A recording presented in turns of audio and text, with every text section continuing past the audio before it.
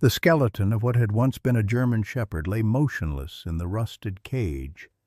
Ribs protruded like the bars that imprisoned him. His once proud coat now patchy and dull. Only his eyes one amber, one clouded with the milky haze of an old injury, betrayed that life still clung to this broken creature. They tracked the movement of the man approaching with a pole and noose. "This one's next," the man called over his shoulder. "Doubt we'll get much use from him, skinny as he is."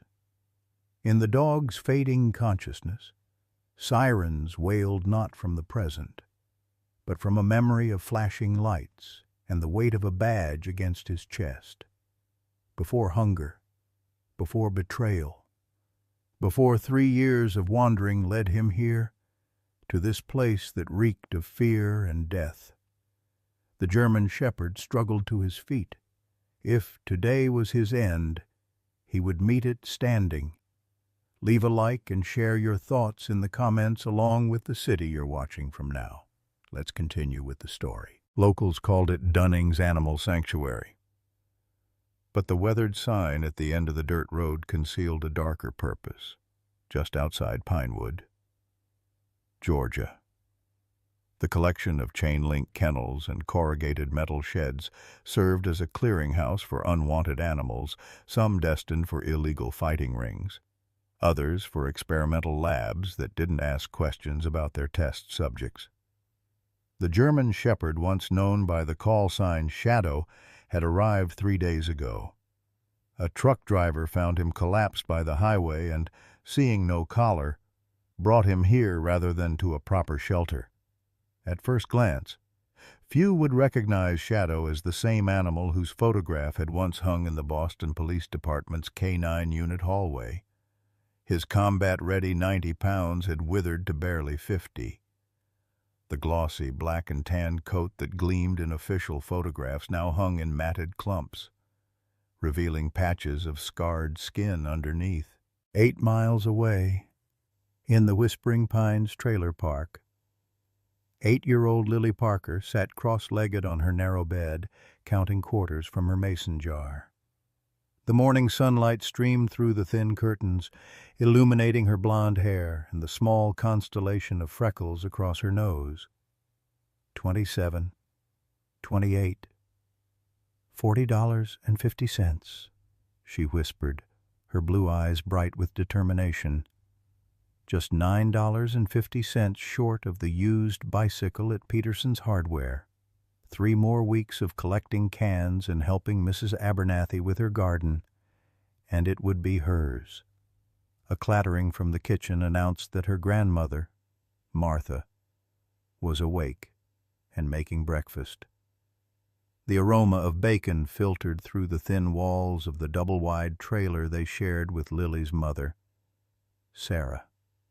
"Lily girl, come get some breakfast before these eggs turn to rubber," Martha called, her voice carrying the musical lilt of deep Georgia roots. The trailer was modest, but meticulously maintained Sarah Parker's effort to create stability after her husband's military transport plane went down over Afghanistan 3 years ago. Family photos lined the walls, Lily's father in uniform, Sarah in her Boston police blues before she'd moved them south to be near Martha. Lily with missing front teeth holding up a fishing line.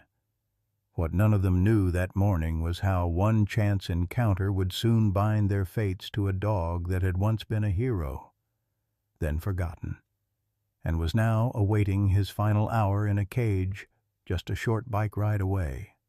The day that changed everything began ordinarily enough. Sarah had left for her morning shift at the diner, leaving Lily in Martha's care. But Martha's arthritis was flaring badly, the summer humidity making her joints swell until even holding a coffee cup became an exercise in endurance. "Lily, girl," Martha called from her recliner, "would you be a dear and run down to Wilson's store? We're plumb out of my pain pills, and I can't make it down there today." Lily tucked her savings jar deeper under her bed, Yes, ma'am, she replied, already slipping on her worn sneakers. You take the shortcut through the back field, but mind you stay on the path. Don't you go wandering off into those woods, Martha instructed, pressing a $10 bill into Lily's palm. And get yourself a popsicle with the change. Lord knows it's hot enough to fry an egg on the sidewalk today. The journey to Wilson's General Store normally took 20 minutes on foot. Lily made the trip often enough that each landmark was familiar: the crooked mailbox at the Hendersons, the massive oak tree with a tire swing, the drainage ditch where frogs gathered after a rain. But today, distracted by a butterfly with wings the color of sunset, Lily veered off the worn dirt path and found herself in unfamiliar territory. The butterfly led her deeper into the woods until the path disappeared entirely. By the time it fluttered up beyond the treetops, Lily realized with a sinking feeling that she didn't recognize her surroundings. Tall pines blocked the sun, making it impossible to determine direction. Sweat beaded on her forehead despite the shade, panic rising in her chest. "Don't cry," she whispered to herself, remembering her father's words from long ago. "When you're lost, just pick a direction and keep walking. You'll find something familiar eventually." After what felt like hours but was likely only 40 minutes, the trees thinned, and Lily stumbled upon a dirt road. Relief washed over her until she realized this wasn't the main road to town, but some forgotten back route. Following it seemed better than returning to the woods, so she pressed on, the gravel hot through the thin soles of her shoes. Around a bend, a dilapidated property appeared: Dunning's Animal Sanctuary. The place had a forbidding air despite the cheerful, if faded, paw prints painted on the sign. A chain-link fence surrounded a collection of kennels and small outbuildings. No cars were visible in the gravel lot. Approaching cautiously, Lily heard barking, some frantic, some barely more than whimpers. Curiosity overwhelmed caution. Perhaps someone here could give her directions, or at least some water. Her throat felt like sandpaper. "Hello," she called, pressing her face against the fence. No human answered, but the barking intensified. "Is anybody here?" A rusted side gate stood ajar, and Lily slipped through.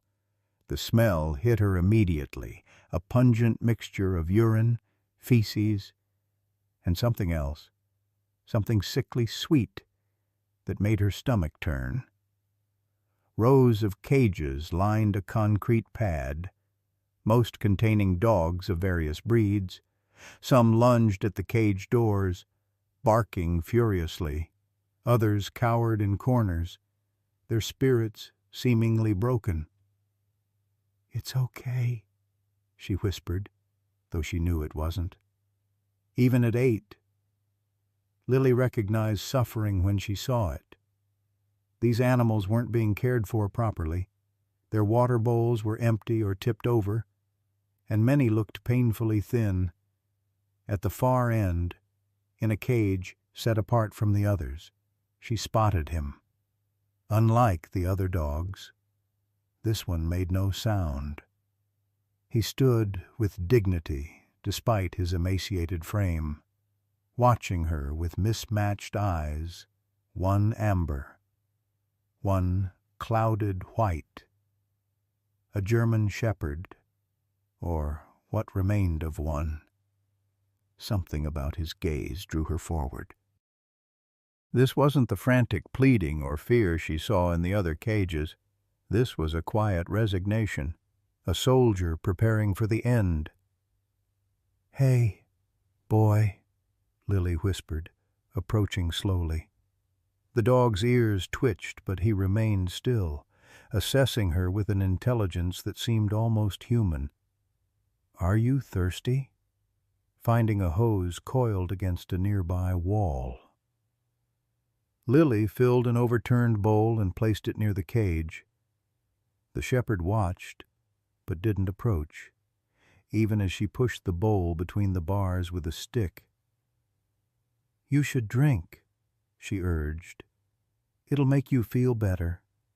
A voice behind her made Lily jump. "He won't drink from that." She whirled to find a heavy-set man in overalls watching her, arms crossed. "You shouldn't be in here, little girl. This is private property." "I'm sorry," Lily stammered. "I got lost in the woods. I was trying to get to Wilson's store." The man's expression softened slightly. "You're a ways off course. Wilson's is 3 miles that way." He pointed east. "What's wrong with this dog?"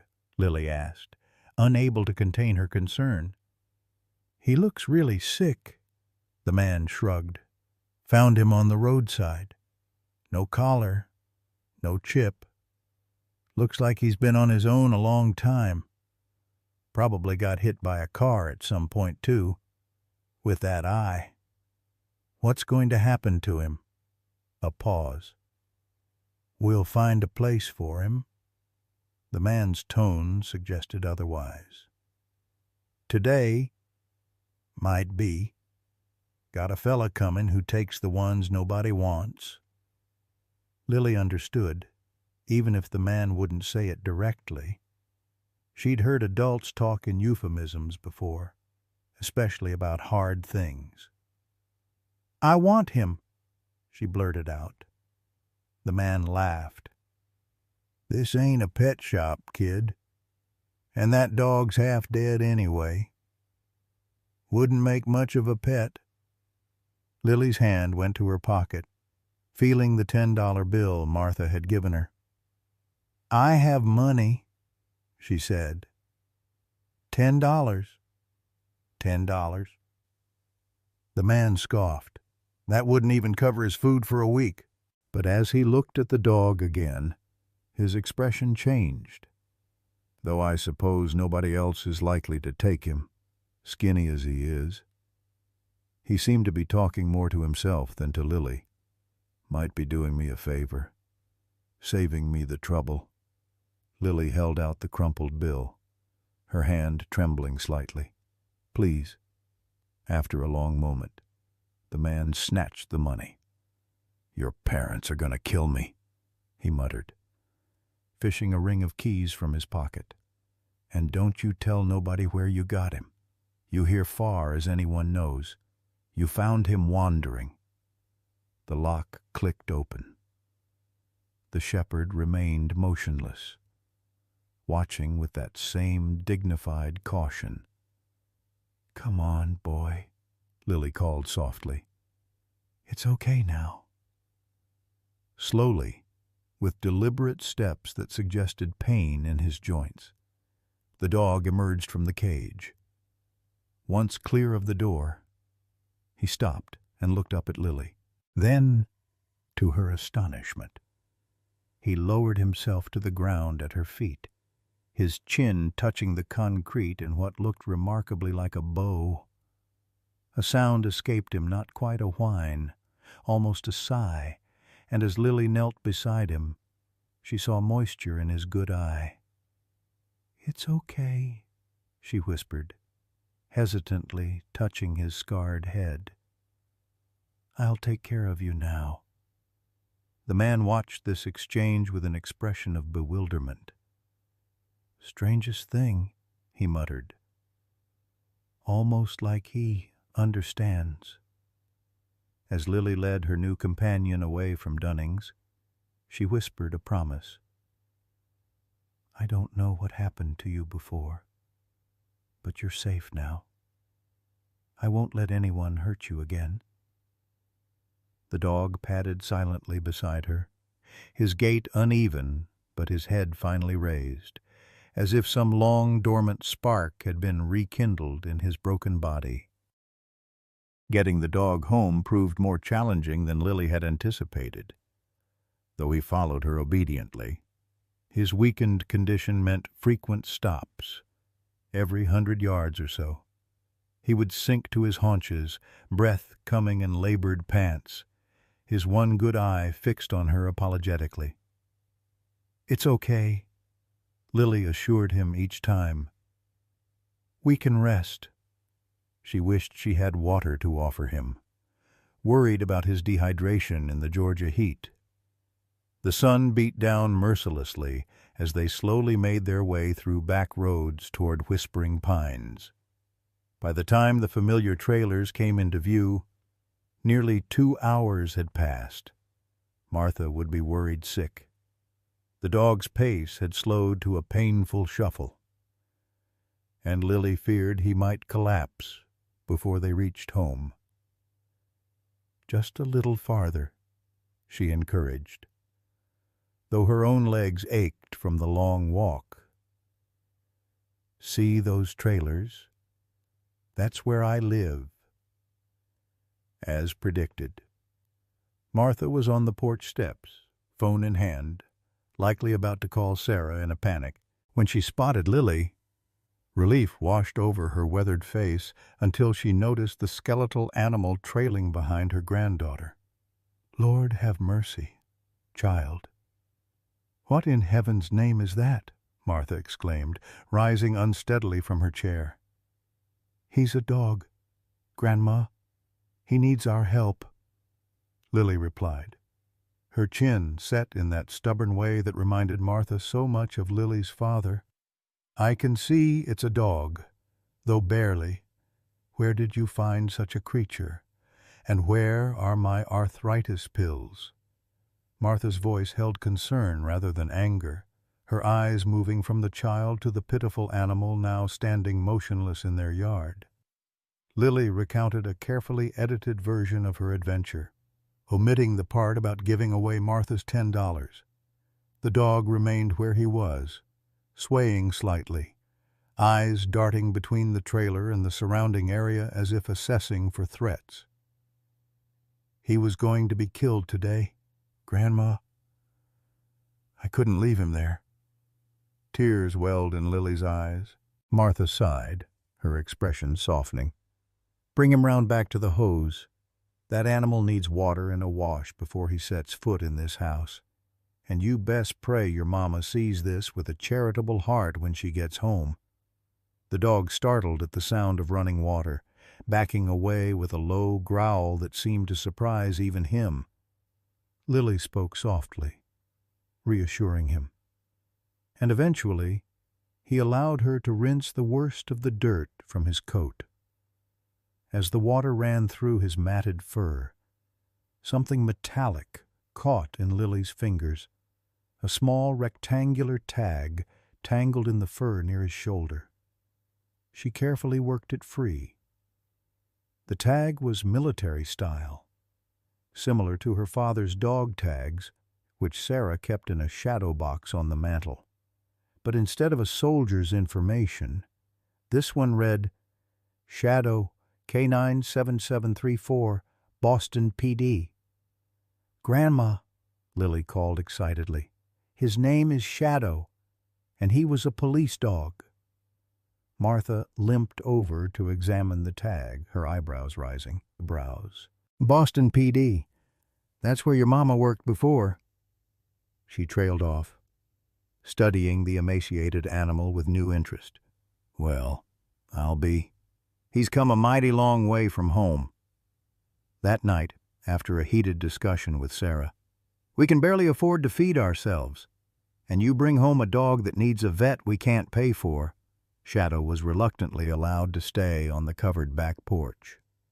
Lily smuggled out her dinner roll and half her chicken, which the dog ate with careful, almost gentlemanly restraint despite his obvious hunger. When Lily crept out to check on him before bedtime, she found him standing at attention by the porch steps, staring into the darkness of the surrounding woods. "Shadow," she whispered, testing his name. His ears twitched, but he didn't turn. "You can sleep. You know, you're safe here." Finally, he looked at her, and in the dim porch light, his good eye seemed to hold the weight of 1,000 untold stories. Lily reached out slowly, giving him time to pull away, and rested her hand on his bony shoulder. "Good night, Shadow," she said softly. "Tomorrow will be better." It wasn't until Lily had gone inside that Shadow finally allowed himself to sink to the wooden planks. Even then, he positioned himself facing the yard, head erect, a sentry on duty. In his dreams that night, sirens wailed. Flashing lights painted red and blue patterns across the snow. His handler's voice, calm, steady, trustworthy, gave commands that Shadow obeyed without hesitation. "Good boy. Shadow. Find it." The scent of narcotics led him through a warehouse, past empty crates, to a hidden compartment beneath the floorboards. Success. His handler's, Thomas's, approval. The familiar scratch behind his ears. Then the memory shifted, as it always did, to that final night. The raid on the waterfront. The unexpected gunfire. Thomas shouting for backup. Shadow launching himself at the armed man aiming at his partner. The searing pain as a bullet found its mark. Thomas's voice, suddenly afraid. "Officer, down, K9, down." Shadow jerked awake, a whimper escaping before he could suppress it. The Georgia night was nothing like that snowy Boston evening, but the pain in his hip where the bullet had lodged felt freshly inflamed. The memory of Thomas's blood pooling on the warehouse floor the last time Shadow had seen his handler was as vivid as if it had happened yesterday instead of 3 years ago. The screen door creaked, and Shadow tensed, ready to defend despite his weakness. But it was only the grandmother, Martha, wrapped in a faded robe, moving slowly to avoid aggravating her arthritic joints. "Can't sleep either, huh?" she murmured, lowering herself into a rocking chair. "Old bodies remember every injury when the night gets quiet." Shadow watched her warily. In his experience, humans were unpredictable, some cruel, some kind, most somewhere in between. "I was a nurse in Vietnam," Martha continued, rocking gently. "Saw boys come in broken in ways you can't imagine, but it wasn't just their bodies needed healing." She studied him with knowing eyes. "You've seen things too, haven't you, old soldier?" Shadow maintained his vigilant posture, but something in the woman's gentle voice made the tension in his muscles ease slightly. "My son-in-law, Lily's daddy, he came back from his first tour changed, jumped at loud noises, couldn't stand to be in crowded places. The mind remembers what the heart wants to forget," she sighed.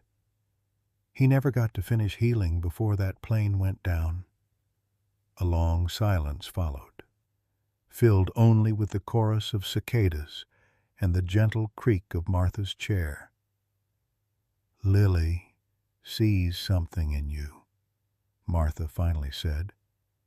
"That child's got a gift for finding the good buried in broken things. Gets that from her mama. Though Sarah's forgotten it lately." She rose laboriously. "Whatever you were before, you're Lily's dog now. That's a sacred trust. You understand?"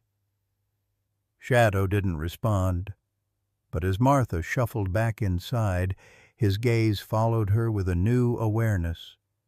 For the first time in 3 years, he allowed himself to consider the possibility of belonging somewhere again.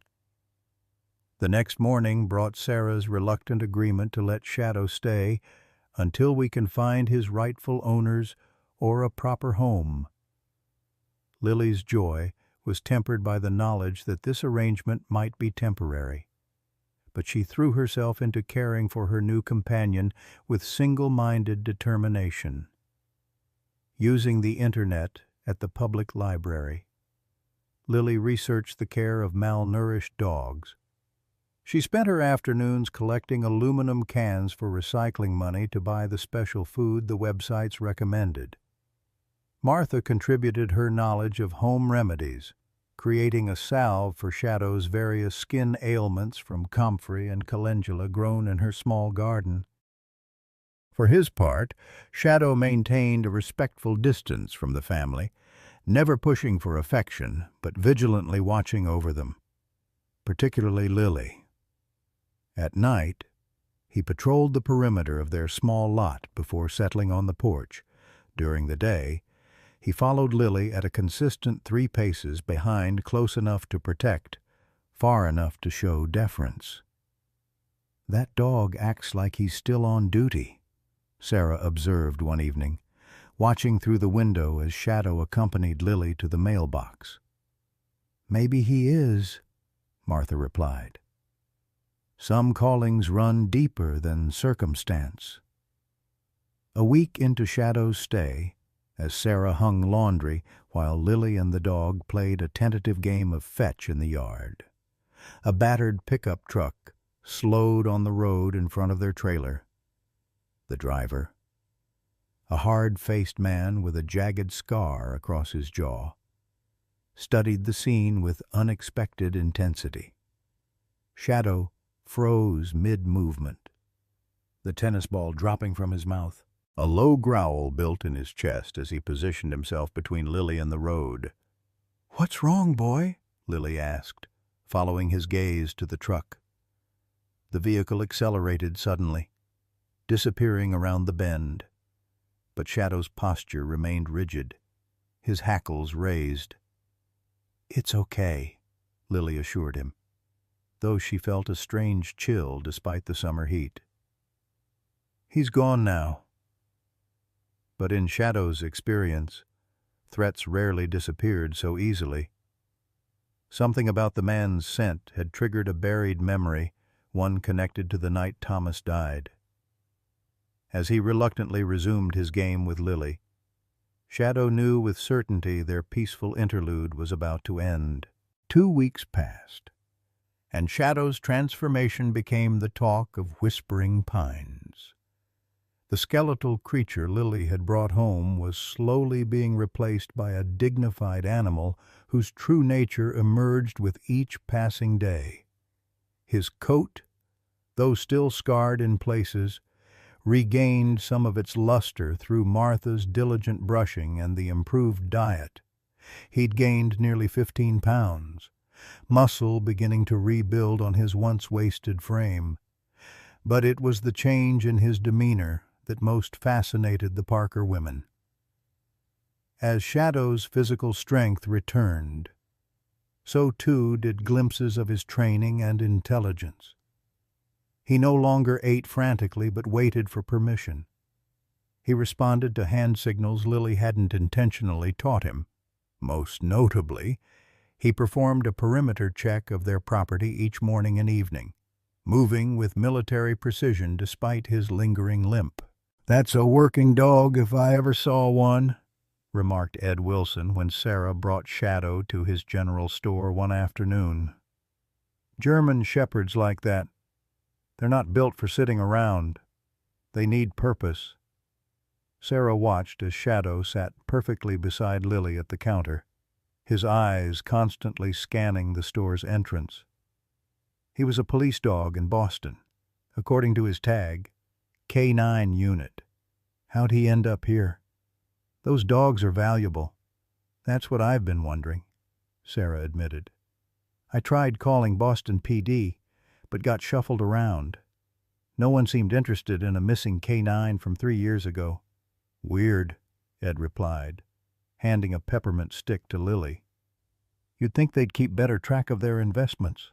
Those dogs cost thousands to train. Later that evening, After Lily had gone to bed, Sarah sat at their small kitchen table with her laptop open to a Boston News article dated 3 years prior.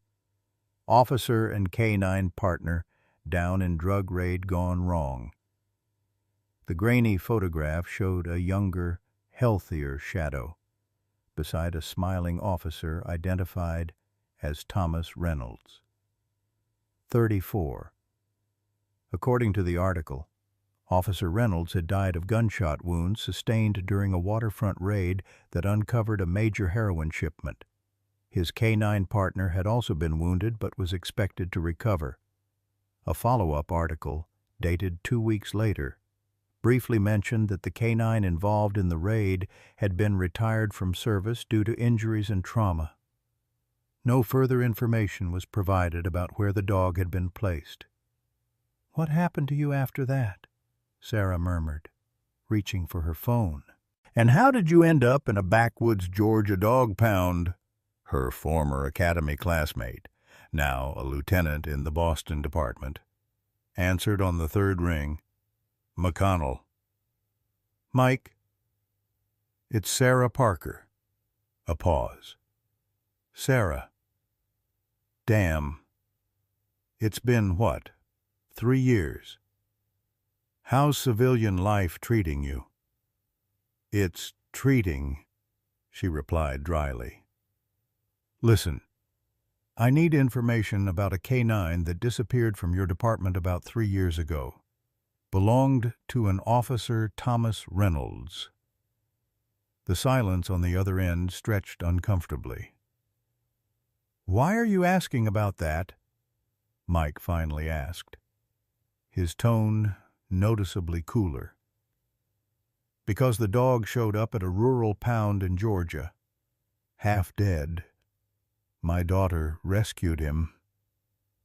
Another long pause. "You have Shadow. Are you sure it's him?" "Military tag confirms it." "What happened?" "Mike." "How does a valuable police K-9 end up abandoned?" "It's complicated." "Sarah, that case had some irregularities."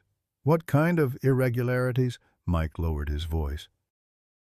"Look, there were allegations after Tom's death, questions about missing evidence, conflicting reports.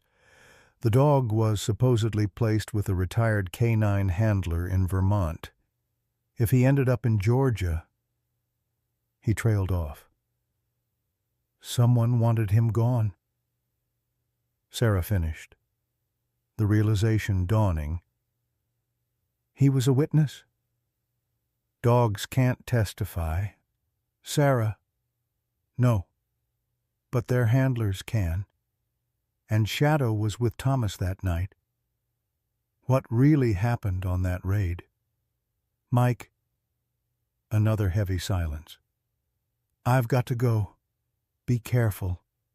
Sarah, if you've got Shadow, there might be people who aren't happy about it." The line went dead. Sarah sat still for a long moment, processing the implications. The conversation had confirmed her growing suspicions.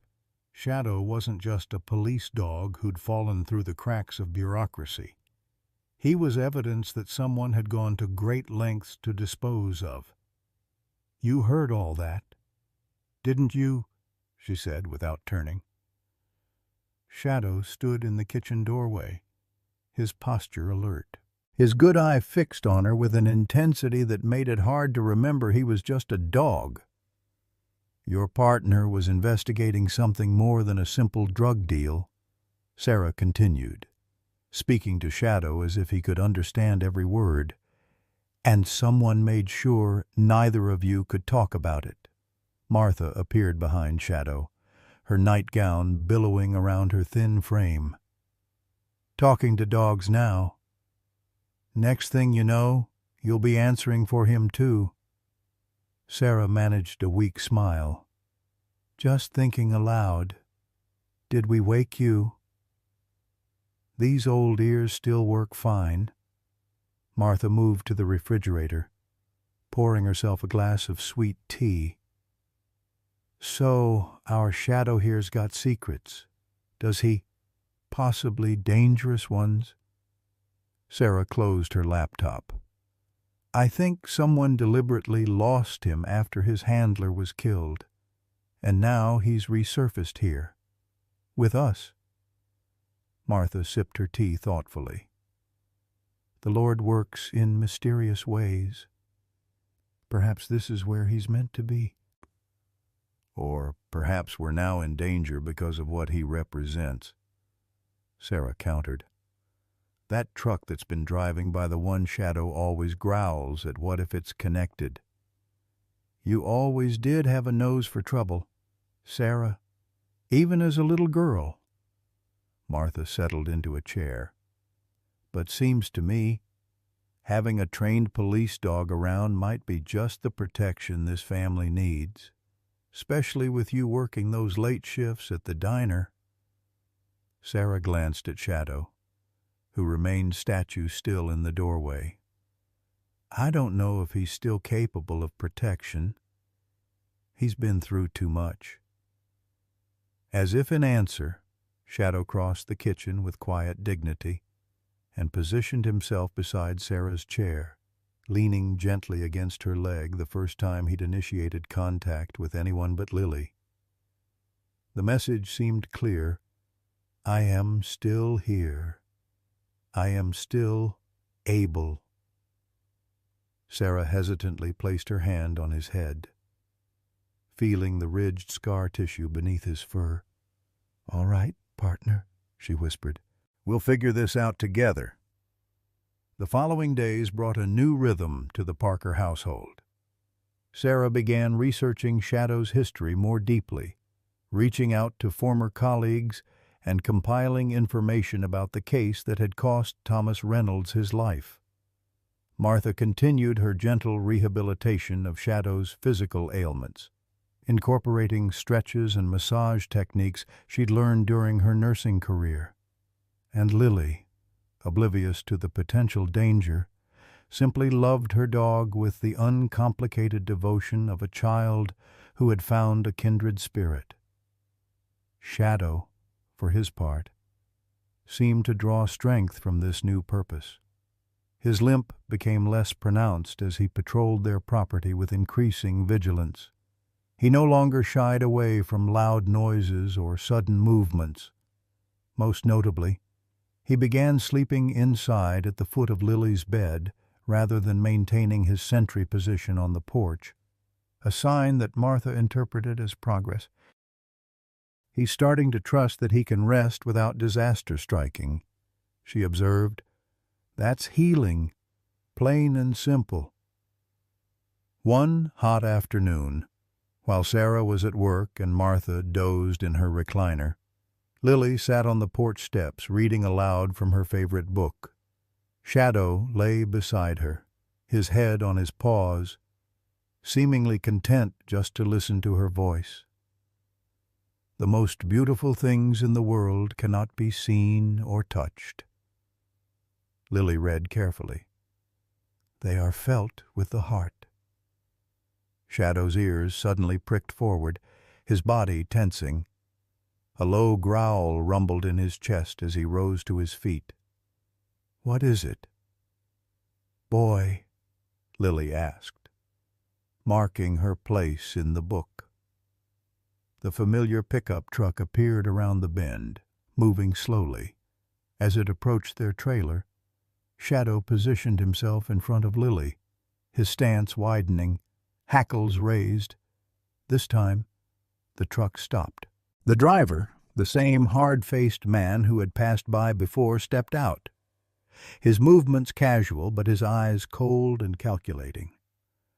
"Afternoon, little lady," he called, remaining beside his vehicle. "That's a fine-looking dog you've got there." Lily instinctively placed her hand on Shadow's back, feeling the vibration of his continuous growl. "Thank you," she replied, her voice small. "Seems familiar somehow." The man took a step toward their yard, and Shadow's growl deepened in warning. "Where'd you get him?" "Found him," Lily answered, remembering her promise to the man at Dunning's. "He was lost." The man nodded slowly, his eyes never leaving Shadow. "Looks like a police dog I used to know up north. Same scar over the eye." Shadow's muscles bunched beneath Lily's hand, and she could feel his restraint like holding back a wave ready to crash. "Sorry to bother you," the man continued, his tone belying the apology. "Just thought I recognized an old friend. You tell your mama that Vince Harmon says hello. You hear, 'We're old acquaintances,'" as he turned back toward his truck. Shadow barked once, a sharp, authoritative sound that made both Lily and the man jump. It was the first time they'd heard him bark since his arrival. "Still got some fight in you, huh?" Vince muttered, climbing into his truck. "We'll see about that." As the pickup disappeared down the road, Lily hurried inside to wake Martha. Shadow close at her heels, the dog remained agitated for hours afterward, refusing to settle, constantly moving between windows to check the road. That evening, when Sarah returned from her shift, Lily recounted the encounter in detail. "He knew Shadow. Mom, he said they were old friends, but Shadow didn't like him at all." Sarah's face paled as she glanced at Martha. "Did he say his name?" "Vince Harmon. He said to tell you hello, that you were old acquaintances." Sarah sank into a chair, her expression grim. "I never knew a Vince Harmon." "But he knew you," Martha observed, her normally gentle eyes sharp with concern. "And Shadow," Sarah added, watching as the dog continued his vigilant patrol of their small living room. "Lily, I want you to stay close to the house for the next few days. No wandering off, even to Mrs. Abernathy's." "But why? What's wrong?" Sarah hesitated, weighing how much to share with her daughter. "Shadow's previous owner was involved in a complicated case. Some bad people might still be interested in him. We need to be careful until I figure things out." That night, after Lily had gone to bed, Sarah sat on the porch with her service weapon, something she hadn't carried since leaving the force, resting on her lap. Shadow stood beside her, both of them watching the darkness beyond the small circle of porch light.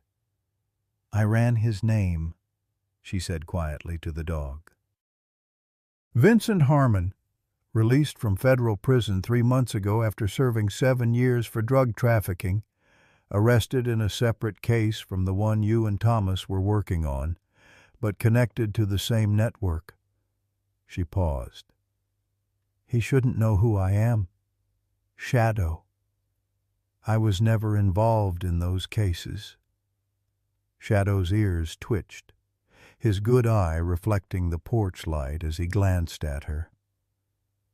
"Unless," Sarah continued, the pieces falling into place, "unless someone here is feeding information back to Boston, someone who knows I used to be on the force there, someone who discovered you're with us now." A breeze stirred the wind chimes Martha had hung from the eaves, their gentle tinkling at odds with the tension of the moment. "Thomas was investigating corruption within the department, wasn't he?" Sarah whispered. "That's why they got rid of you after he died. You were the loose end." Shadow made a soft sound in his throat, almost like agreement. The next morning, Sarah called in sick to the diner for the first time in 3 years. After Lily had boarded the school bus with strict instructions to come straight home afterward, Sarah drove to the county sheriff's office. Sheriff Jim Colson was a barrel-chested man with a no-nonsense attitude that had earned him the community's respect over 2 decades of service. He listened without interruption as Sarah explained the situation, from Shadow's discovery to Vince Harmon's appearance. "Let me get this straight," he said when she finished. "You've got a former police dog that went missing after his handler was killed in a raid 3 years ago in Boston. Now, a convicted felon with connections to that case has shown up here, showing interest in the dog. And you think there's a conspiracy involving corrupt Boston cops who wanted the dog gone because... What? He witnessed something? Put that way, it sounded far-fetched even to Sarah. I know how it sounds, Jim, but something's not right. Shadow didn't just wander down to Georgia on his own. Dogs can travel surprising distances, Coulson replied, though his expression remained thoughtful. But I'll check with the feds, see if Harmon's violating parole by being here, and I'll have a deputy drive by your place a few extra times a day. Thank you. Sarah hesitated. There's one more thing. The man who runs that so-called animal sanctuary where Lily found Shadow, has anyone looked into what's really going on there? Coulson frowned. Dunning's place. It's got the proper permits. Why? Because it looked more like a death row than a sanctuary to me. Lily said there were dozens of dogs in terrible condition, and Dunning was willing to sell one to an 8-year-old for $10, no questions asked. I'll send someone out there to take a look, Coulson promised. In the meantime, keep your doors locked and your phone handy. As Sarah drove home, a light rain began to fall, spattering the windshield and turning the dirt roads around Whispering Pines into mud. Her mind raced with contingency plans. If Harmon was here for Shadow, or worse, for revenge against what he perceived as connected to his arrest, they weren't safe. But leaving meant giving up the modest security they'd built here, uprooting Lily, yet again, pulling into their driveway. Sarah was surprised to see Shadow sitting alertly on the porch despite the rain. He should have been inside with Martha. As she hurried from the car, the front door opened, and Martha appeared, her face tight with worry. Got a call from the school, she said without preamble. Lily's sick. Some kind of stomach bug going around. I was about to call you when Shadow started acting strange, pacing, whining at the door. Sarah glanced at the dog, who was now moving restlessly at the bottom of the porch steps. When did they call? About 20 minutes ago. Said they tried your cell first but couldn't reach you. Sarah pulled out her phone. No missed calls or messages. I didn't get any call from them. Martha's eyes widened in understanding. Oh, Lord. Sarah was already running back to the car, Shadow leaping in beside her before she could even open the passenger door fully. As she reversed out of the driveway, tires spinning in the mud, she caught a glimpse of Martha on the phone, presumably calling the real school office to verify. Find her, Shadow, Sarah urged, her heart pounding as she sped toward Pinewood Elementary. Find Lily. The rain intensified as Sarah's car skidded into the elementary school parking lot. Shadow was already pawing at the door before she could fully stop, his body tense with urgency. The moment she released him, he bolted toward the school entrance, nose to the ground despite the downpour washing away scents. Sarah flashed her old police badge at the front desk, technically no longer valid but still effective in emergencies, and demanded to see Lily Parker immediately. Mrs. Parker, the secretary looked confused. But you just called to sign Lily out early. Her uncle picked her up about 30 minutes ago. The floor seemed to drop from beneath Sarah's feet. I didn't call. Lily doesn't have an uncle. The secretary's hand flew to her mouth. But he had ID, and Lily seemed to know him. What did he look like? Sarah demanded, even as she pulled out her phone to call Sheriff Colson. Tall, dark hair, scar on his jaw. He said there was a family emergency. Sarah didn't wait to hear more.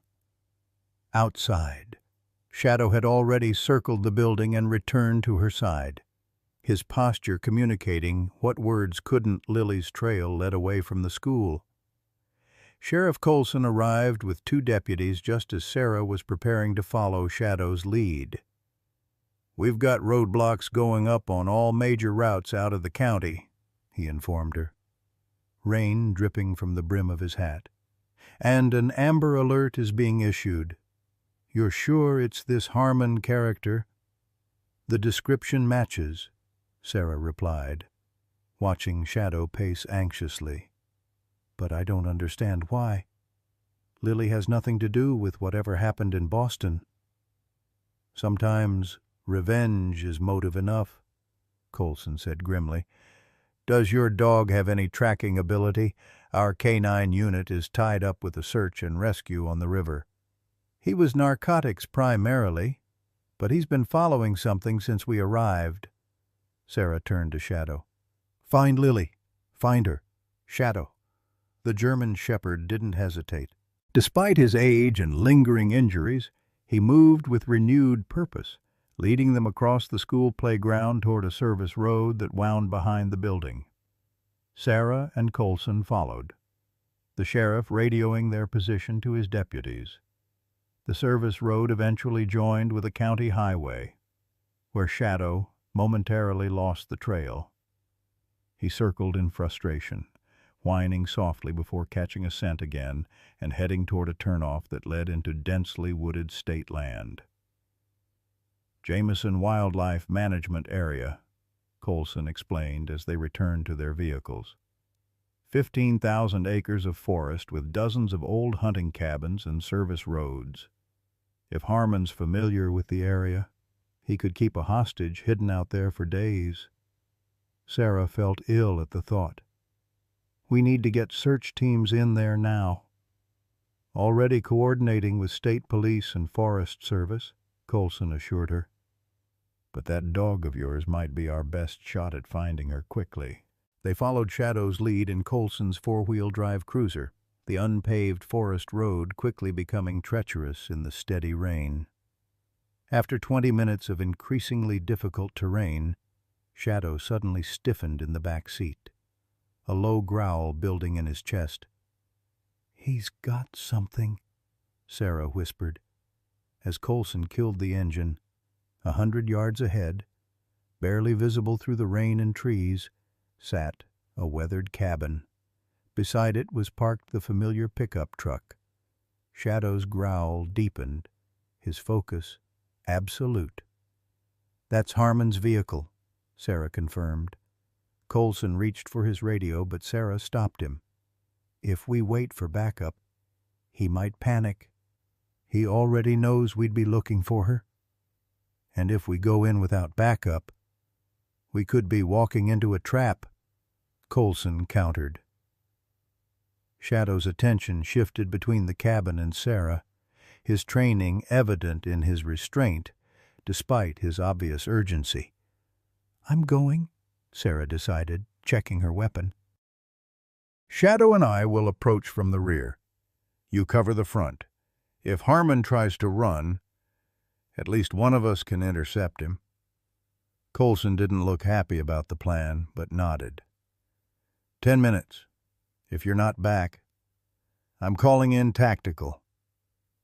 The underbrush was slick with rain as Sarah and Shadow made their careful approach, circling wide to avoid being spotted through the cabin's windows.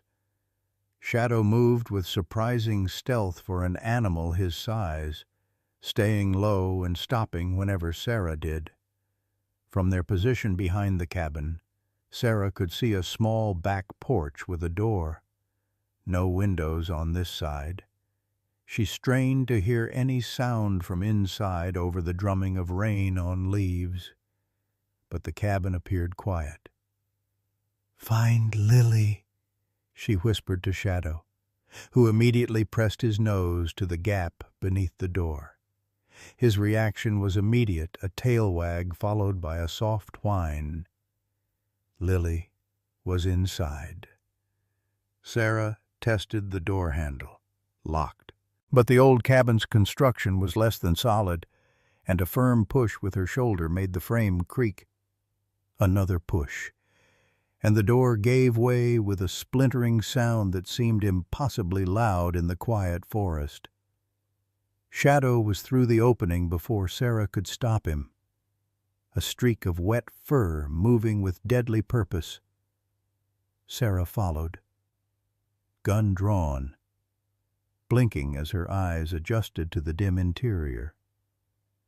The cabin was a single room with a small kitchenette and sleeping area.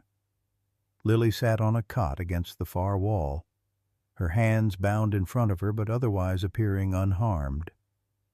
Vince Harmon stood near the front window, a pistol now trained on Shadow, who had positioned himself between Lily and the threat, his teeth bared in a silent snarl. "Should have known that mutt would track her down," Harmon said, his voice eerily calm. "Always was too smart for his own good." "Put the gun down, Harmon," Sarah ordered, aiming at his center mass. "It's over! Sheriff's outside and backup is on the way." Harmon laughed, a hollow sound. "Nothing's over until I say it is. 3 years I've waited to settle accounts. 3 years thinking about how Reynolds and his dog ruined everything." Shadow's growl deepened, but he held his position, protecting Lily rather than attacking. Even now, his training held. "Lily has nothing to do with whatever happened in Boston," Sarah said, trying to keep her voice steady despite the fear clawing at her throat. "Let her go, and we can talk about this." "Oh, we're going to talk, all right." Harmon's eyes were cold, calculating. "About how Thomas Reynolds wasn't just investigating our drug operation. He was looking into who was protecting it from inside the department. Names, dates, evidence, all stuff he shared with his partner before the raid." His gaze shifted to Shadow, his four-legged partner, who was always present during those late-night sessions. The partner who disappeared conveniently after Reynolds died. Sarah's mind raced. "You think the dog can somehow communicate what he heard? That's insane." "Harmon." "What's insane is that some of Boston's finest were willing to kill a cop, but couldn't bring themselves to put down his dog. Instead, they shipped him off to be someone else's problem." Harmon's grip on the pistol tightened. "Now he's my problem. And so are you and the kid." A sound at the front door. Sheriff Colson making his move. Harmon's attention shifted for just a fraction of a second, but it was enough. "Shadow, take him," Sarah shouted. The command unlocked something primal in Shadow. 3 years of survival instinct, police training, and protective loyalty converged as he launched himself across the room with explosive force. Despite his age and lingering injuries, he moved like the elite K-9 officer he had once been, a controlled missile of muscle and determination. Harmon fired, the shot going wide as 80 pounds of German Shepherd collided with his chest. The gun clattered across the floor as Shadow clamped down on Harmon's forearm, driving him to the ground with a practiced takedown that spoke of countless training sessions. Sheriff Colson burst through the front door, weapon drawn, taking in the scene in an instant. "Police don't move." Sarah rushed to Lily, gathering her daughter into her arms even as she kept her gun trained on Harmon. "Are you hurt, baby? Did he hurt you?" Lily shook her head, tears streaming down her face. "Shadow saved me. He knew." Mom, as soon as he jumped in the car, he knew something was wrong, but the man had a gun. It's okay now, Sarah assured her, working to untie Lily's hands. You're safe. Shadow maintained his hold on Harmon's arm, growling whenever the man tried to move. Blood seeped through Harmon's sleeve, but the dog's bite was controlled, designed to restrain, not maim. That dog should have been put down 3 years ago. Harmon spat, grimacing in pain. Would have saved everyone a lot of trouble. The only trouble here is yours, Coulson replied. Handcuffing Harmon once Shadow reluctantly released his arm on Sarah's command. Kidnapping, assault, illegal possession of a firearm by a felon, you're looking at decades. Harmon. As Coulson radioed for medical assistance and backup, Sarah knelt beside Shadow, who had immediately returned to Lily's side. The dog was breathing heavily, rain and mud matting his fur, but his eyes were clear and alert, fixed on Lily with unwavering devotion. "Good boy," Sarah whispered, her voice breaking with emotion. "Such a good, brave boy." Shadow pressed against Lily's legs, his tail sweeping slowly across the dusty cabin floor. For the first time since Sarah had known him, he looked truly at peace, a warrior who had fulfilled his purpose. When the backup units arrived, they found a tableau that would later become legendary in Pinewood, a former police officer, her young daughter, and a battle-scarred German shepherd standing as one against a handcuffed man who had underestimated the bonds of loyalty and love. The rain had stopped by the time they emerged from the cabin, shafts of late-afternoon sunlight breaking through the clouds and forest canopy. Paramedics examined Lily while deputies secured Harmon in a transport vehicle. Shadow remained vigilant throughout, never straying more than a few feet from Lily's side. "Your dog needs medical attention, too," one of the paramedics noted, pointing to Shadow's left hindquarters where a dark stain was spreading through his fur. "Looks like he caught a bullet." Sarah hadn't noticed in the chaos. But now she saw that Shadow was favoring his left leg, the same one that had been injured 3 years ago in Boston. Despite the obvious pain, he had performed his duty without hesitation. "We'll take him to Dr. Wilson right away," Sarah promised, her hand gentle on Shadow's head. "Can you hold on a little longer, boy?" As if in answer, Shadow straightened, his posture reflecting a dignity that transcended his injuries. In that moment, Sarah saw him not as the broken creature Lily had rescued, but as the hero he had always been, a guardian temporarily separated from his purpose, but never truly lost. Sheriff Coulson approached, his expression somber but respectful.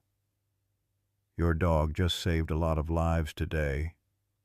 Harmon had enough firepower in that cabin to hold off a small army, and he wasn't planning on anyone walking away." He glanced at Shadow with newfound appreciation. "Never seen anything like it."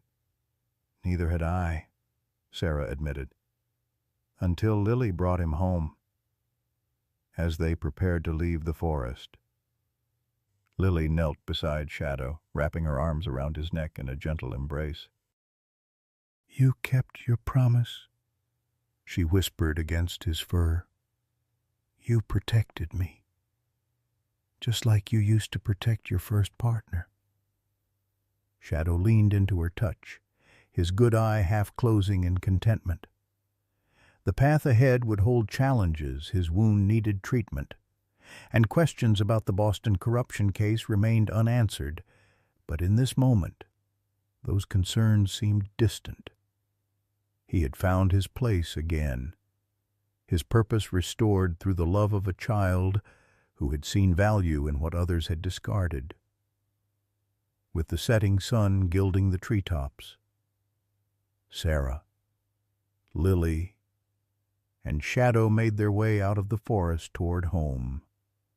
A family forged in adversity and bound by something stronger than blood, the unbreakable connection between hearts that recognize in each other a kindred courage.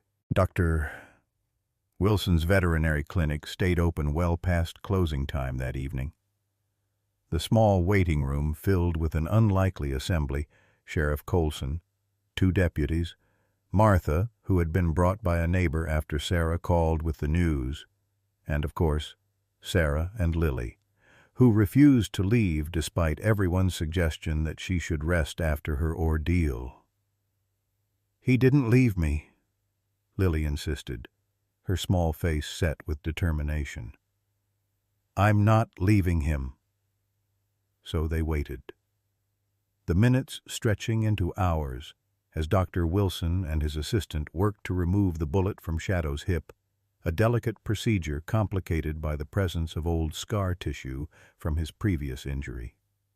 Through the clinic's glass doors, they could occasionally glimpse movement in the surgical area, the veterinarian's focused expression visible under bright examination lights. "He's going to be okay, right?" Lily asked repeatedly, her voice growing smaller each time. "Shadow's as tough as they come," Martha assured her, though her own weathered face showed concern. "The Lord doesn't bring a soul through that much hardship just to give up at the finish line." Around midnight, Dr. Wilson finally emerged, surgical mask pulled down around his neck, his scrub showing evidence of the difficult procedure. The exhaustion in his eyes gave way to a gentle smile as he approached the waiting family. "He's a fighter, that one," he announced. "Bullet fragmented against the old metal plate in his hip, the one from his previous injury. Made extraction tricky. But we got all the pieces. He's lost some blood and he'll need significant rest, but with proper care, he should recover." The collective relief in the room was palpable. Lily burst into tears, not the quiet crying of fear she'd maintained throughout the wait, but loud, hiccuping sobs of release. Sarah held her daughter close, her own eyes wet with unshed tears. "Can we see him?" Lily asked through her sobs. Dr. Wilson hesitated. "He's still under sedation. Won't be very responsive until morning." "Please," Lily pleaded. "I just need to see that he's breathing." The veterinarian's professional resolve softened. 5 minutes. Then you all need to go home and rest. You can come back in the morning." He led them to a recovery area where Shadow lay on a padded table, an IV line in his foreleg, his breathing slow but steady. The proud German shepherd looked suddenly vulnerable, his powerful body rendered still. White bandages stark against his dark fur. His left hind leg was heavily wrapped, elevated slightly on a cushion. Lily approached carefully, her small hand reaching out to touch Shadow's head. "We're here, boy," she whispered. "You were so brave.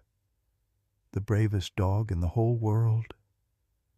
Shadow's good eye opened halfway at the sound of her voice, a brief flicker of awareness before the sedation pulled him back under. But in that momentary connection, something powerful passed between child and dog, a wordless reassurance that transcended the sterile clinical setting. "That there's a bond that can't be broken," Martha observed softly. "Not by bullets, not by years, not by anything this world can throw at it." As they prepared to leave, Dr. Wilson took Sarah aside. "There's something you should know.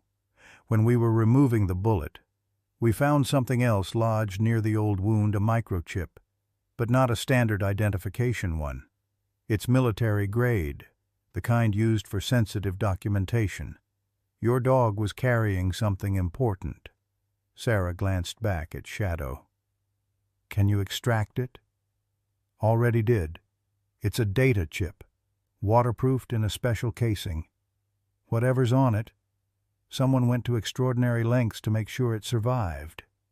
He handed Sarah a small plastic container with what looked like a black memory card no bigger than her thumbnail. I don't have the equipment to read it, but I suspect you know people who might. Sarah closed her fingers around the container, the final piece of the puzzle suddenly clear. His handler didn't just treat Shadow as a partner.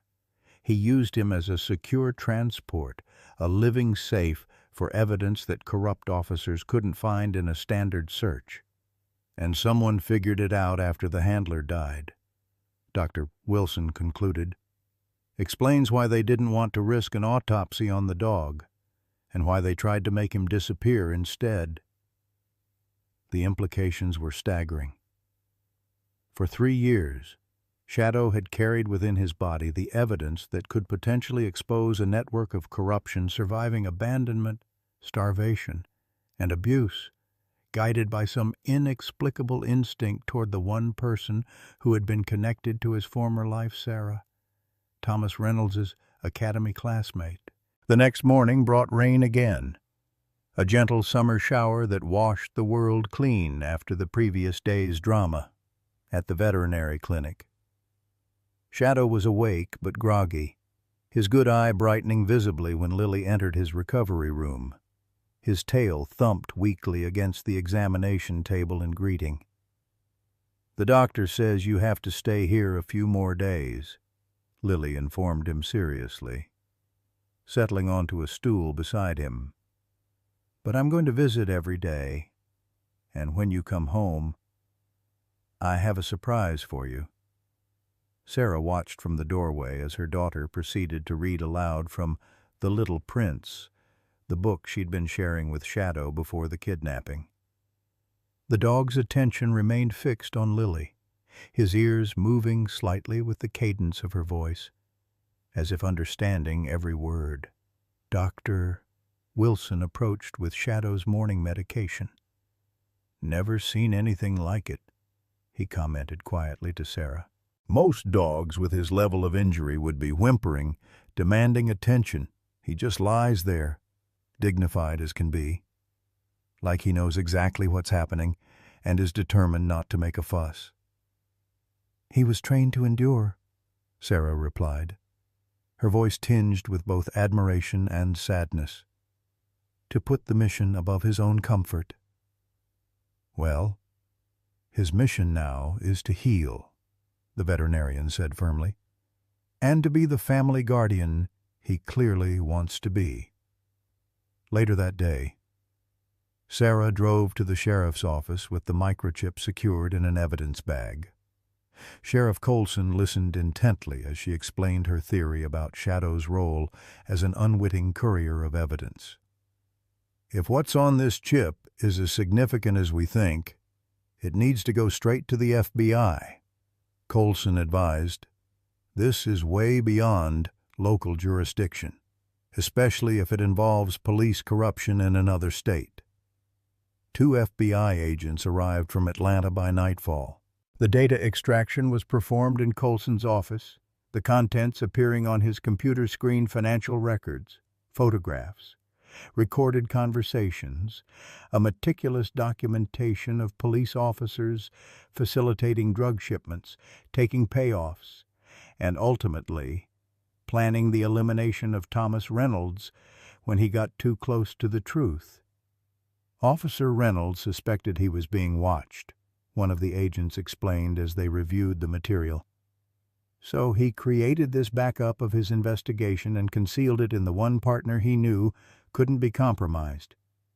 "And then they killed him for it," Sarah said quietly. "Yes, but they couldn't find the evidence, and apparently they couldn't bring themselves to kill a decorated K-9 officer outright too many questions. So they arranged for him to disappear instead." The agent shook his head in disbelief. "They never imagined the dog would survive long enough to be found, let alone end up with someone connected to the case. A Shadow didn't just survive, Sarah corrected. He completed his mission. His last assignment from his handler was to protect this evidence. And that's exactly what he did for 3 years. Against impossible odds. As she drove home that evening, the weight of Shadow's journey settled fully on Sarah's shoulders. The dog hadn't simply been abandoned. He had been carrying a burden none of them could have imagined. His appearance in their lives wasn't coincidence, but the culmination of an extraordinary act of loyalty, a final service to a partner long gone, but never forgotten. The revelation of Shadow's hidden purpose sent ripples far beyond Pinewood.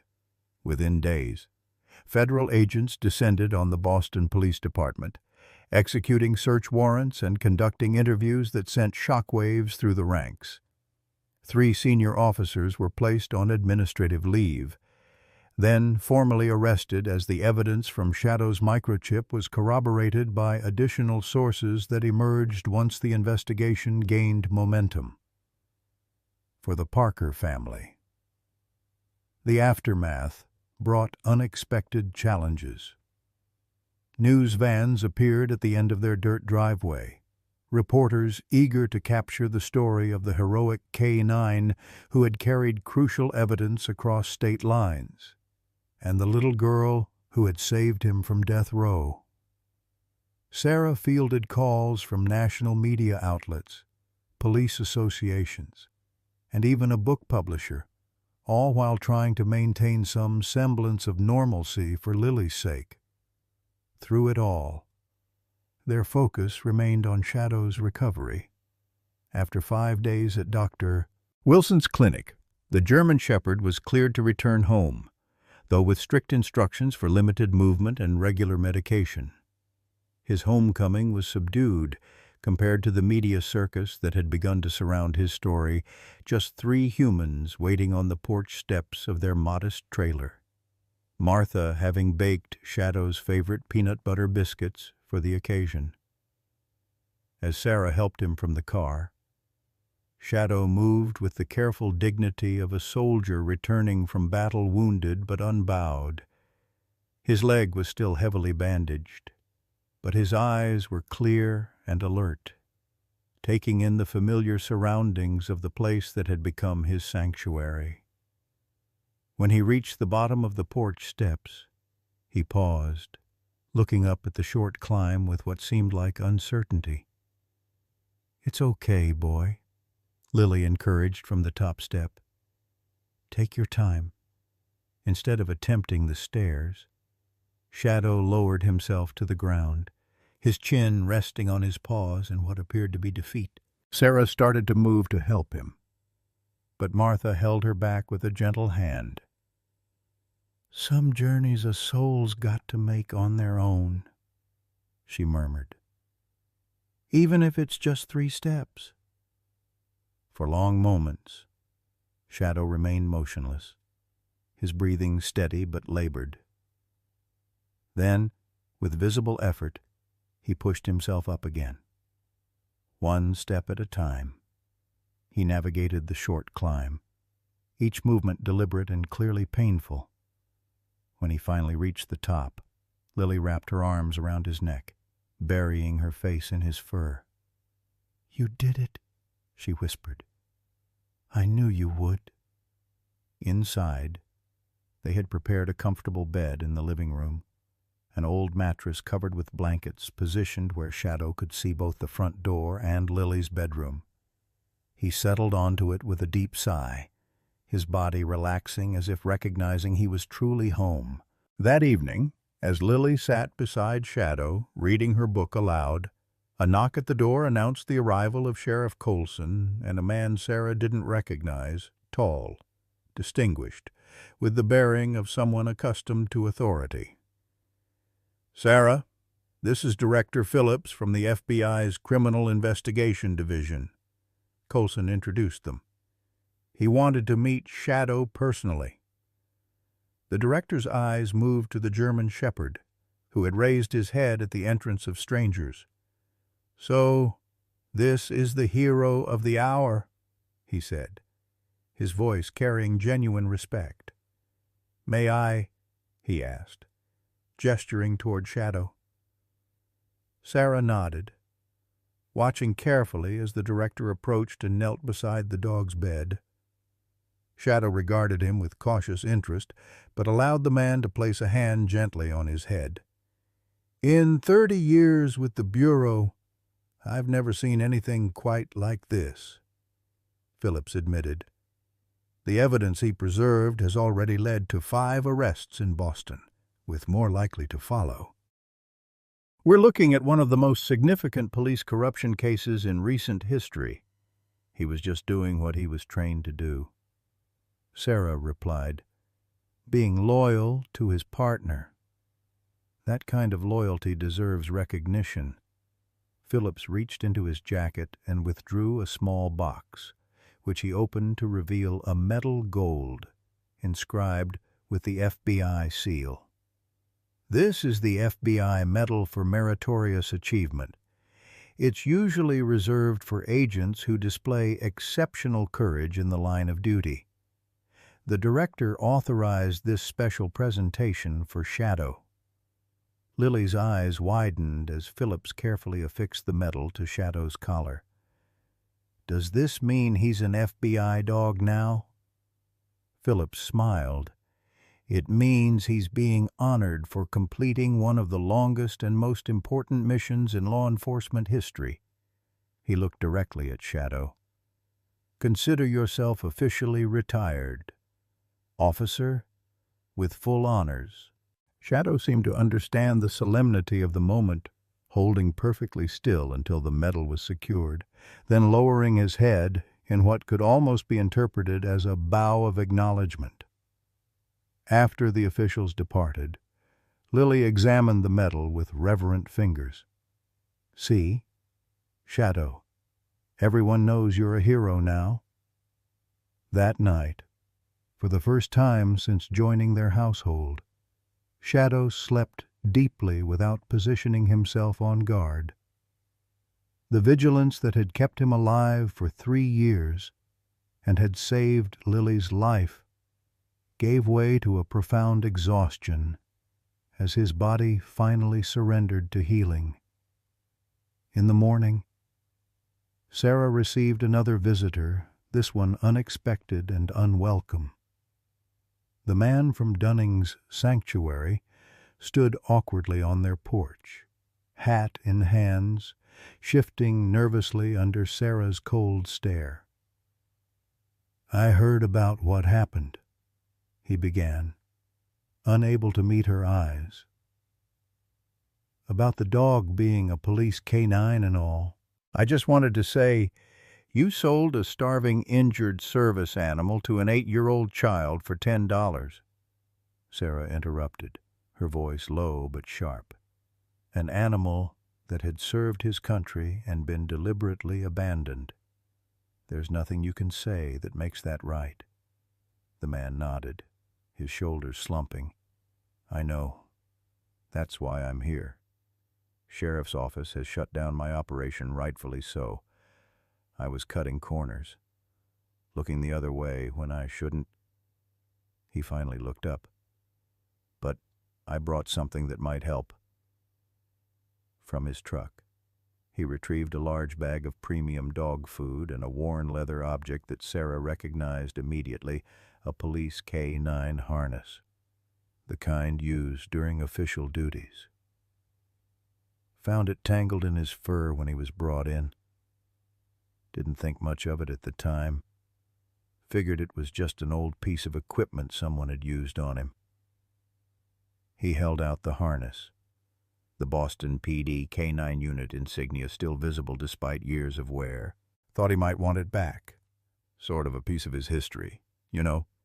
Sarah accepted the harness, surprised by the rush of emotion she felt at holding this tangible connection to Shadow's former life. "Thank you," she said, her tone softening slightly. "This does mean something." After the man left, Sarah brought the harness inside, where Shadow was resting on his bed. His reaction was immediate and powerful. At the sight and scent of the familiar equipment, he struggled to his feet, tail wagging with more energy than they had seen since his injury, his nose eagerly investigating every inch of the leather. "You remember this, don't you?" Sarah said softly, watching as Shadow pressed his muzzle against the harness with what could only be described as reverence. "From your days with Thomas." Lily, witnessing this reunion, had a sudden inspiration. "Mom, can we hang it up, like Daddy's uniform, so Shadow can see it every day?" That afternoon, Sarah created a small display on the living room wall. Shadow's original K9 unit tag, his harness, and beneath them, a photograph the FBI had provided of Shadow and Officer Thomas Reynolds at their academy graduation. Shadow watched the entire process from his bed, his eyes never leaving the items that represented his former partner and purpose. As Sarah stepped back to assess her work, she noticed something she had missed before: a small leather pouch sewn into the inside of the harness, hidden in the lining. Curious. She worked it open with careful fingers and extracted a folded piece of paper, yellowed with age. The handwriting was neat but hurried, as if written in haste. "If you're reading this, something has happened to me. Trust no one in the department except Captain Reeves. Shadow carries everything needed to finish what we started. Keep him safe. He'll know who to trust. Thomas." Sarah stared at the note, then at Shadow, who watched her with calm, knowing eyes. All this time, he hadn't just been carrying evidence, he had been carrying his handler's final instructions, waiting for the right person to find them. "He knew," Sarah whispered, kneeling beside Shadow's bed. "Thomas knew he was in danger, and he prepared for the worst. You weren't just abandoned, Shadow. You were sent on a mission." Martha, who had been observing from the kitchen doorway, nodded slowly. "The Lord works in mysterious ways. That dog didn't wander into Georgia by accident, and he sure didn't end up at that pound by chance. Some things are just meant to be."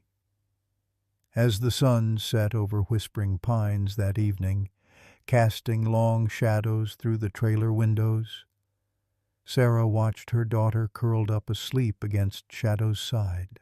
The German shepherd remained awake, his vigilant gaze moving periodically between the door and the sleeping child, a guardian now by choice rather than training. The journey wasn't over. There would be testimony to give as the corruption case proceeded, decisions to make about their future, and Shadow's continued recovery to manage. But for the first time since Thomas Reynolds's death 3 years earlier, his final mission was no longer in jeopardy. The evidence was secure.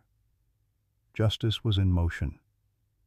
And most importantly, Shadow had found not just a home, but a purpose worthy of his remarkable spirit.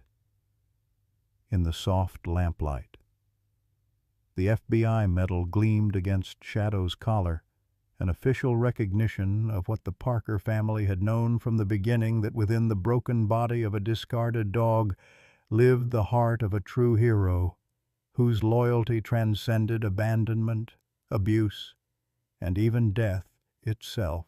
1 year later, on a bright autumn morning, the Parker family's modest trailer had been replaced by a small but comfortable house on the outskirts of Pinewood. The reward money from the FBI's successful prosecution of the Boston corruption ring, along with a settlement from the Boston Police Department for the wrongful treatment of their K-9 officer, had provided them with financial security for the first time since Lily's father died. Shadow lay on the front porch, his powerful frame fully restored to health, though the silver streaks around his muzzle betrayed his advancing years. The past 12 months had transformed him from the skeletal creature on death's door to a dignified, if battle-scarred, guardian whose presence commanded respect throughout the community. His injured hip would never be perfect. He still moved with a slight limp after too much exertion, but Dr. Wilson declared his recovery nothing short of miraculous. Inside the house, Sarah prepared for their special visitors, straightening the framed newspaper articles and commendations that lined what Lily called their shadow wall. The story had captured national attention. Starving police dog's incredible journey exposes major corruption ring, complete with before and after photos that still brought tears to Sarah's eyes. Beside these hung Shadow's formal portrait in his restored K-9 harness, the FBI medal gleaming against his black fur. "They're here," Lily called from the porch, now 10 years old and taller than when she'd first discovered Shadow in that dreadful cage. She had grown into a confident child with a passionate interest in animal welfare, a future veterinarian. According to her current career plans, Sarah joined them outside as a black SUV with government plates pulled into their driveway. Shadow rose to his feet, alert but relaxed, his tail wagging in recognition as Director Phillips emerged from the passenger side. "Mrs. Parker, Lily," Phillips greeted them warmly. "And Officer Shadow, looking better than ever." The back door opened to reveal a woman in a wheelchair, Captain Diana Reeves, the sole officer Thomas Reynolds had trusted within the Boston Department. After testifying against her corrupt colleagues, she had suffered a retaliatory attack that left her paralyzed from the waist down, but her spirit remained unbroken. Beside her stood Thomas Reynolds' elderly mother, Margaret, who had traveled from Michigan for this day. "So, this is him," Margaret Reynolds said softly, as Shadow approached her with gentle dignity. "Tommy's partner." Shadow stopped before her, then did something that brought gasps from everyone watching. He lowered himself in the formal police K-9 bow that he had been trained to perform for distinguished visitors. Despite his stiff hip, the movement was executed with perfect precision. Margaret knelt with difficulty, her aged hands framing Shadow's face. "You completed his mission," she whispered. "My son would be so proud." The occasion for their gathering was bittersweet. The dedication of a memorial to Officer Thomas Reynolds and the other officers who had died exposing the corruption within the Boston Police Department. The small stone monument now stood in Pinewoods Community Park, a reminder of sacrifice and courage that transcended state lines. The ceremony was modest but meaningful. Sheriff Colson spoke about integrity in law enforcement. Director Phillips discussed the historic impact of the case. Captain Reeves shared memories of Thomas as a dedicated officer who refused to look the other way when he discovered wrongdoing within the ranks. Throughout the speeches, Shadow sat at attention beside Lily, the perfect embodiment of the K-9 officer he had once been. Only those who knew him well would notice the protective glances he occasionally cast toward Lily, or the way he leaned slightly against her leg, his way of reassuring her that he remained on duty. When it came time for the unveiling, Margaret Reynolds asked if Shadow could assist. With a gentle command from Sarah, "Shadow, help," The German shepherd took the attached ribbon carefully in his teeth and pulled, drawing back the covering to reveal the polished stone with its simple inscription, "In honor of Officer Thomas Reynolds and his canine partner Shadow, whose loyalty revealed truth and whose courage protected justice. Greater love hath no man than this, that a man lay down his life for his friends." As the small crowd applauded, Shadow returned to Lily's side, accepting her embrace with dignified patience. For him, the ceremony was less important than the people he had sworn to protect, particularly this small human who had seen value in him when he was at his lowest. After the dedication, they gathered at the Parker home for a simple reception. Martha's famous peach cobbler was served alongside iced tea and coffee, the conversation flowing easily between people connected by extraordinary circumstances. In a quiet moment, Captain Reeves found Sarah alone in the kitchen. "There's something you should know," she said, her voice low. "The internal investigation uncovered evidence that Shadow wasn't just abandoned after Thomas died. He was deliberately transported across state lines and released in rural Georgia, specifically chosen because it has one of the highest rates of stray euthanasia in the country." Sarah stilled, the information hitting her like a physical blow. They wanted to ensure he'd die without being identified. Reeves nodded.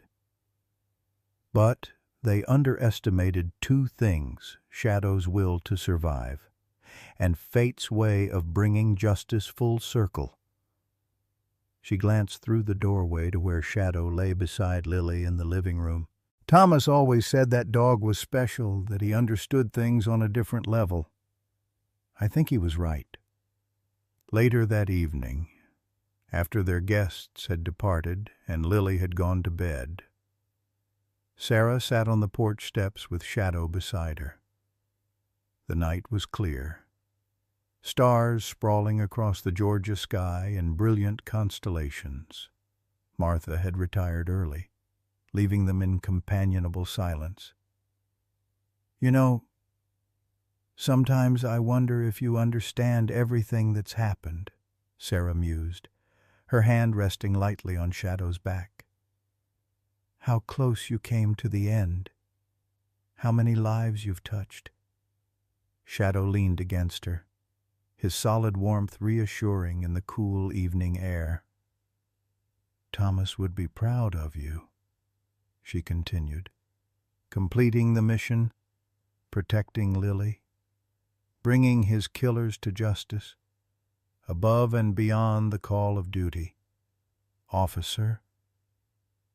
At the mention of his former title, Shadow's ears perked forward, his posture straightening almost imperceptibly, muscle memory from years of service. Sarah smiled. "At ease, Shadow. You're off duty now." But they both knew that wasn't entirely true.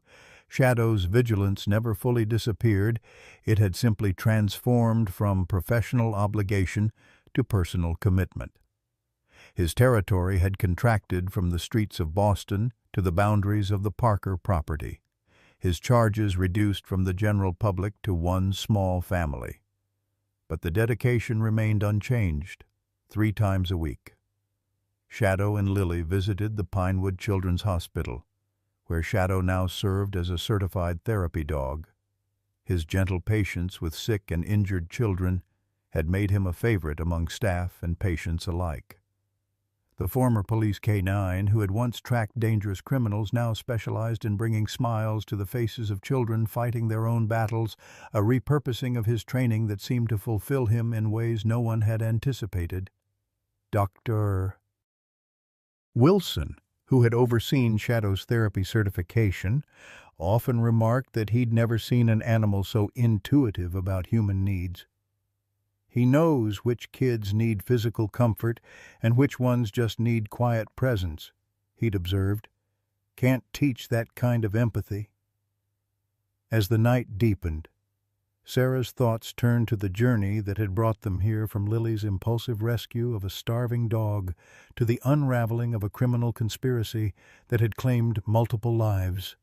Through it all, Shadow had been both catalyst and anchor, his unwavering loyalty a reminder of the best qualities humans could aspire to. "Come on, boy," she said finally, rising from the steps. "Let's get some rest." Inside, Sarah paused at Lily's doorway, checking on her daughter as she did every night. She found Shadow already there, having slipped silently past her to assume his customary position at the foot of Lily's bed. He looked up as Sarah entered, his good eye catching the hallway light. "Standing guard," she whispered with a smile. Shadow's tail thumped once against the bedspread, an affirmative response. In the soft glow of Lily's nightlight, Sarah could see that his body was positioned strategically between the sleeping child and the bedroom door, his head raised in alert watchfulness. "Good night, Shadow," Sarah murmured, understanding that no matter how many years passed, some aspects of his nature would never change. "Good job today." As she closed the door, she heard the gentle rustle of Shadow settling more comfortably on the bed, secure in the knowledge that his family was safe for another night. The mission Thomas Reynolds had entrusted to him was complete. But Shadow had found a new purpose, one that would sustain him for whatever years remained of his remarkable life.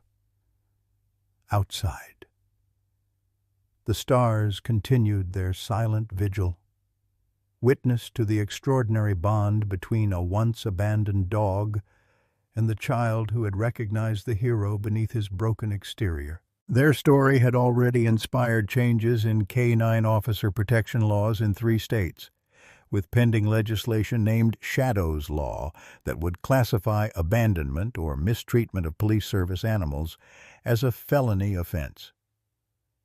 In this way, the ripples of one small act of compassion, a little girl spending her bicycle money to save a starving dog, continued to spread outward, touching countless lives with the enduring message that even in the darkest moments, courage and loyalty could light the way forward to a brighter dawn. In a world that too often forgets its heroes, Shadow's journey reminds us of what truly matters. Remember when loyalty meant something, when a handshake sealed a promise, and duty wasn't just a word, but a sacred commitment. This German Shepherd embodied values that seem increasingly rare: unwavering dedication, resilience through unspeakable hardship, and the courage to stand tall when it would have been easier to surrender. Like many of us who've weathered life's storms, Shadow carried invisible wounds alongside his physical scars. Yet he persisted. When that innocent child saw worth in what others had discarded, she reflected the America we grew up believing in, one where second chances were possible and where character outweighed circumstance. Shadow's story speaks to everyone who's ever felt overlooked or pushed aside after years of faithful service. It honors those who've stood guard, whether in uniform or in family homes, protecting what matters most without expectation of reward. As we reflect on our own journeys, perhaps we recognize something of ourselves in this battle-worn protector who found his purpose renewed through the simple, pure love of a child. Some bonds transcend words; they're written in sacrifice, sealed in loyalty, and remembered in the heart.